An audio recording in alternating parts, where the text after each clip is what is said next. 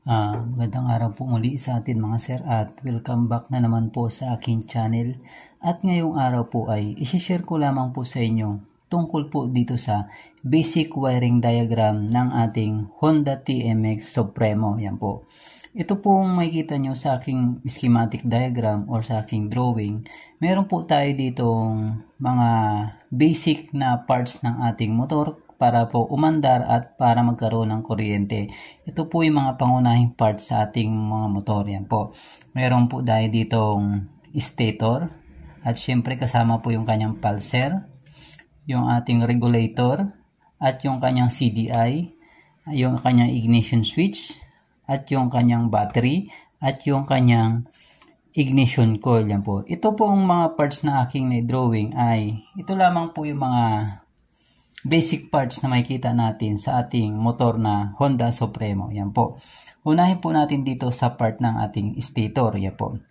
Dito po sa ating part ng stator ay meron po siyang tatlong yellow wire. Ibig po sabihin yan ay full wave po. 3-phase po yung kanyang charging system. Yan po. Floated na po yung kanyang ground. Yan. Full wave na po siya. 3-phase. Yan po. Tapos meron po siyang sa kanyang pulser meron pong green at saka blue with yellow. Tapos dito po sa ating regulator meron po siyang 5 wires. Yan po. Dahil po full wave na yung ating Honda Supremo. Meron po siyang 3 wires po. Tapos green, red. Tapos sa kanyang CDI may 4 wires sa kanyang CDR o 4 pin yung black. Yung red with black, black with yellow, blue with yellow at saka green. Tapos sa kanyang ignition switch ay meron lamang pong 2 wire dahil po battery operated yung kanyang CDI kaya 2 wire lang sa kanyang ignition switch. Meron diyang red tsaka red with black. Yan po. At syempre sa kanyang battery may fuse po tayo. 15 amp po ang kanyang stock na fuse. At syempre yung kanyang ignition coil meron pong sa ating ignition coil meron pang black with yellow at saka green. Yan po. At ituturo ko po sa inyo kung para saan itong mga wire na ito at kung saan po papunta itong mga wire na ito. Yan. Unahin po natin dito sa ating part ng ating stator itong tatlong kulay yellow wire. Yan po. Itong 3 wires na yellow wire ay papunta po yan sa ating regulator rectifier. Yan po. Papunta po yan sa ating regulator rectifier. 3-phase po yung kanyang charging system. Yan. Full wave. Yan po. Kahit saan po dyan, magkabalik-baliktad yung yellow na yan, basta po may connect nyo po sa ating regulator rectifier. Yan po. 3 yellow sa regulator, 3 yellow sa stator. Yan. Isunod naman natin itong kulay green dito sa ating pulser. Itong green, ito yung negative ng ating pulser. Tapos, pagsamasamahin natin lahat ng green dito sa pulser, kulay green sa ating regulator, at kulay green sa ating CDI. Kasi iisa lamang po ang connection ng ating kulay green. Ibig sabihin po, negative po yan. Kapag Honda po, may nakita ko yung kulay green na wire, automatic po yun, negative po yun. Yan. Kapag Honda, kulay green yung kanilang negative. Yan. Pagsasama-samahin na natin yung kulay green sa ating diagram. Yan po. Kulay green sa ating regulator. Yan. At kulay green dito sa ating CDI. Yan. Isang connection na po yan. Tapos, nakatap po yan dito sa ating negative ng ating battery.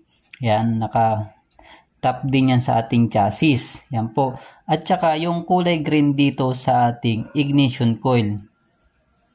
Yan po. Isa lamang po yan, connection yan, lahat ng kulay green.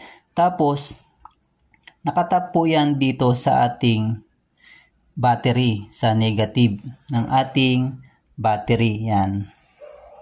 Nakatap po yan. Yan po. Basta lahat po ng kulay green sa ating motor, kapag Honda, negative po yan. Yan. Magkakasama po sila yan sa ating harness. Yan po. Tapos sunod naman natin yung blue with yellow sa ating pulser. Ito pong blue with yellow, ito yung positive ng ating pulser. Yung green yan yung negative. Yan po. Itong blue with yellow na yan, papunta yan dito sa ating CDI. Yan po. Papunta po yan sa ating CDI. Yan. Blue with yellow na yan. Papunta yan sa ating CDI. Yan po. Yan, medyo malabo na yung ating pen touch. Yan po. Tapos, okay na po tayo dito sa ating stator tsaka pulser. At dito naman po sa ating regulator, may natitira pong wire yung kulay red. Ito naman yung output ng ating regulator rectifier. Siya na po yung magcha-charge sa ating battery. Yan po, output po siya yan. Yan, naglalabas na po siya ng 12 volt supply natin. Yan, papunta yan sa ating positive ng ating battery na dumaan sa ating fuse. Yan po. Yan, yung red na yan, main supply po yan sa ating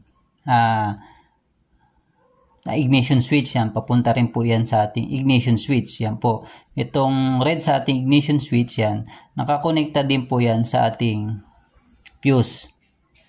Yan po. Kaya kahit na putol yung fuse nyo, yan, kahit na putol yung fuse nyo, walang battery, yan po. May magsusupply pa rin doon sa ating mga ilaw natin. Kasi meron pa rin galing doon sa ating regulator rectifier. Yan po.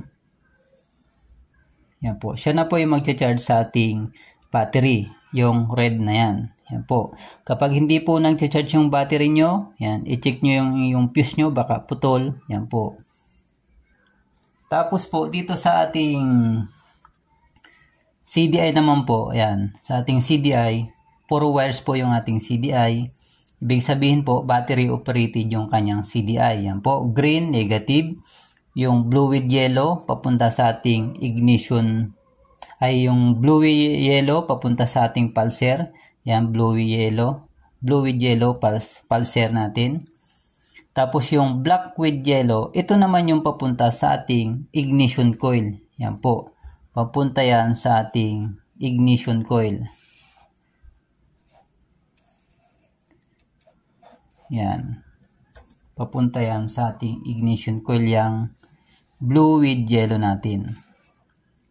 Yan, ang sunod naman natin natitira sa ating CDI yung red with black. Yan, itong red with black na yan sa ating CDI, ito yung supply ng ating CDI na galing sa ating accessories wire sa ating ignition switch. Yan po.